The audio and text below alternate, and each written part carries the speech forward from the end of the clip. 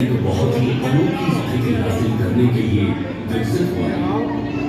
इसकी विशिष्टता इसी तथ्य में है कि जहां तक हम जानते हैं ये एकमात्र ऐसा ग्रह है जिसमें जीवन शामिल है। उधर नहीं जानते रहे, उधर नहीं। जीवन का पोषण करता है।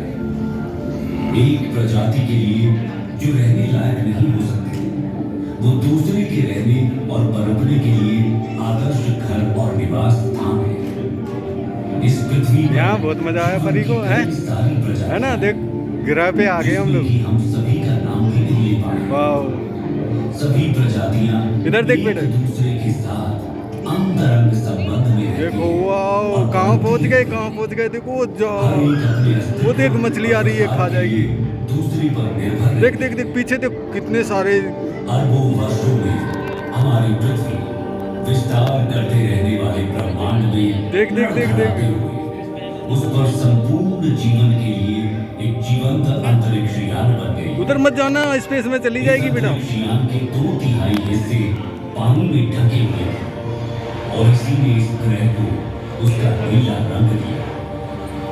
यहाँ पर जीवन की प्रथम रूप दिखाई दी। समुद्र के सबसे गहरे बिंदुओं से जीवन भूमि और सबसे ऊंचे पहाड़ों की ओर चला गया। ये समुद्र का सीन है, पृथ्वी की देखो। गहराई में इसकी गर्म मैंटल और फिर बाहरी और आंतरिक वहाँ का तापमान लगभग 5400 ओत्री सेल्सियस होने का परी, आग पे इधर आ जाओ। इधर, उधर नहीं, उधर बंद हो जाएगा वो। ऐसा माना जाता है कि पृथ्वी का आंतरिक कोर धीरे धीरे बढ़ रहा है, क्योंकि आंतरिक कोर की सीमा पर तरल बाहरी कोर पृथ्वी के आंतरिक भाग के क्रमिक शीतलन के कारण प्रति अरब वर्ष लगभग 100 डिग्री सेल्सियस पर ठंडा और ठोस हो जाता है। पृथ्वी के आंतरिक और बाहरी कोर में निर्मित कन्वेक्शन करंट्स अर्थात हमारे ग्रह की चुंबकीय फील्ड्स का निर्माण करते हैं। ये हमारे ग्रह के चारों ओर के चुंबकीय क्षेत्र ही है जो हानिकारक विद्युत चुंबकीय विकिरण को हम पर हमला करने से रोकती है। कल्पना कीजिए यदि मात्र एक दिन के लिए भी ये मैग्नेटिक फील्ड्स न होती तो सारा का सारा जीवन नष्ट हो गया होता।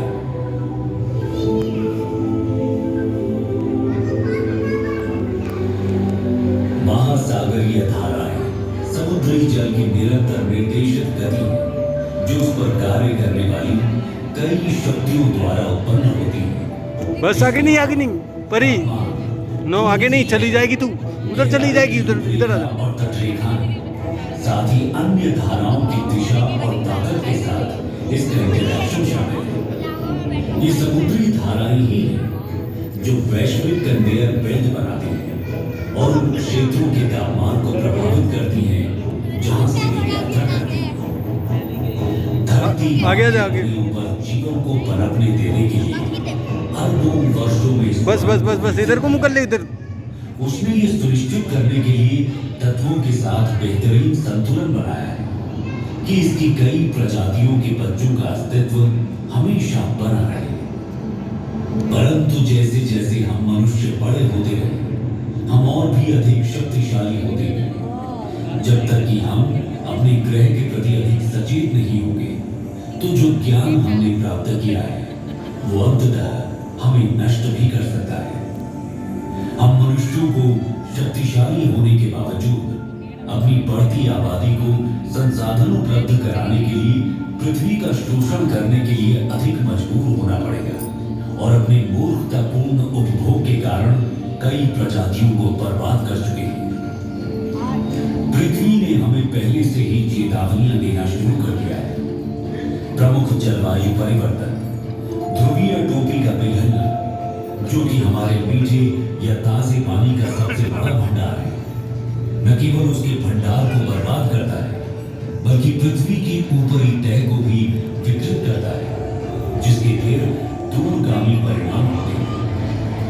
हम अपनी भूमि के उपजाऊपन को कम कर रहे हैं और इसकी हमें उपज देने की क्षमता चिंताजनक दर से कम हो भी रही है। बढ़ती जनसंख्या के साथ आने वाले भविष्य में भोजन की कमी होना स्वाभाविक है।